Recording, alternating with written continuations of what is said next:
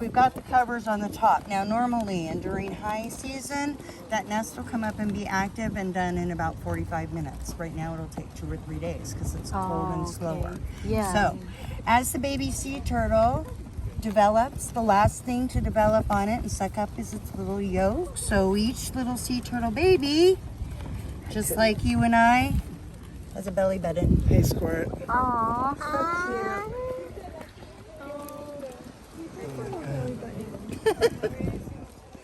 Little belly button. Oh, so cute. And I can feel them breathing. I can feel his lungs expanding. They've got your favorite. really big lungs. Okay? And the lungs right up underneath here on the shell. When sea turtles are swimming through the ocean, they have to come up and take a breath about every 15 minutes. It's called filling their lungs. But at the end of the day, when they're done and they've had enough, they fill their lungs several breaths. And then when they sink down to the bottom, they can slow their respiration enough where their heart only beats once every 8 minutes. Can you imagine we would be so calm and so comfortable that we could relax our system and our heart only beat once every 8 minutes. And then after that, they're able to stay down on the floor of the sea for 3 up to 4 hours before they need to resurface again and take a breath. When the babies start making the journey to the sea, sometimes when they're in here, we'll see them kind of turn their head to the side and look like they're making an arch. And they're actually using that to fill up those lung cavities, opening up this area behind their shoulders to use, which is filling that lung. Baby sea turtles, their shell is not hard when they lay it. It's a thick membrane, so it's kind of jiggly. It's not a hard shell, but still to get out of that after the 45-day incubation period of time, they have a little false tooth on their nose. Aww. And that will wear off and it'll just become nothing. He's getting his air bubble in there. I can see the bottom of his throat. He's taking in good breaths of air. You can see his boy is wanting to swim, isn't he, Yeah. Freddie? He's like, I'm ready. It's like you put a battery in him. That's it. Eyelids, they close like this, like shower doors. The flippers on the front half, about halfway down, you see they have a claw. And it's like keratin. See, it's just like a little tiny nail, but it's actually like a horn or a tusk, and it's extremely Once I strong. went to this place and they had one turtle that was huge, and they think it's 20 or 30. It's so huge. It's almost 100 pounds. Really? Yeah. Turtles live a really long time, and that's one of the mysteries and the wonderful things about sea turtles.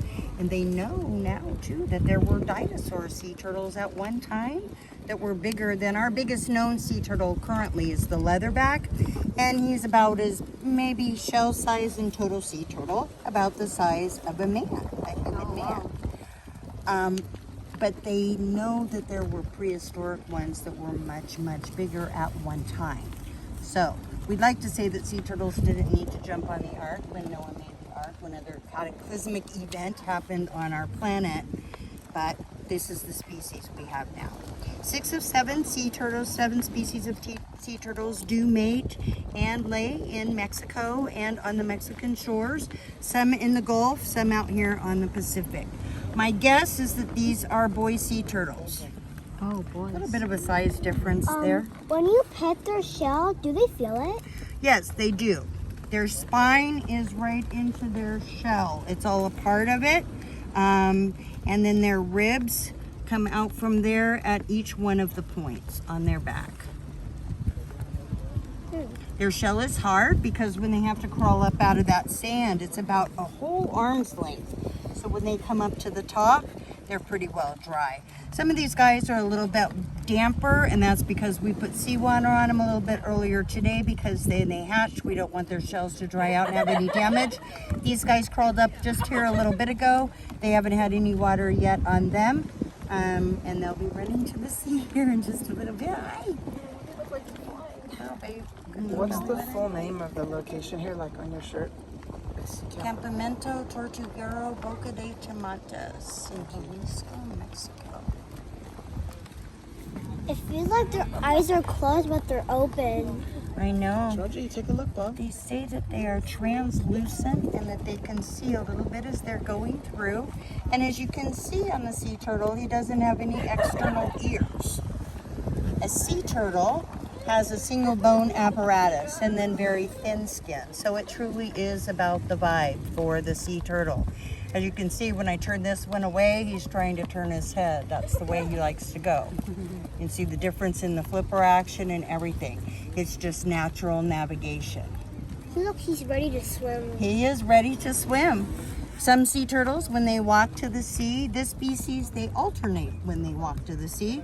Some species, like the leatherback, they go with both of their flippers. Their bodies are heavy. They have to lift their entire body up. These guys, they could go on their tiptoes pretty good and scamper along. When they hit that water tonight, they're going to swim hopefully for about 24 hours. We want them to find a nice piece of seagrass or carpet that's great, that's got a lot of wonderful organisms and things for them to eat and thrive on until they can get somewhere out in the trade winds and find a place to hide. They're trying to get out. I know. Do you see how most of them are in that corner? They're in the corner so they can try to escape. Now when I move it, they'll all go and start that way. They hear the sound of the waves. Oh, yeah, I see. They're drawn to it. They know what they have to do. Yeah. They basically don't belong here, and they know that. I don't belong here. I gotta get back to the ocean.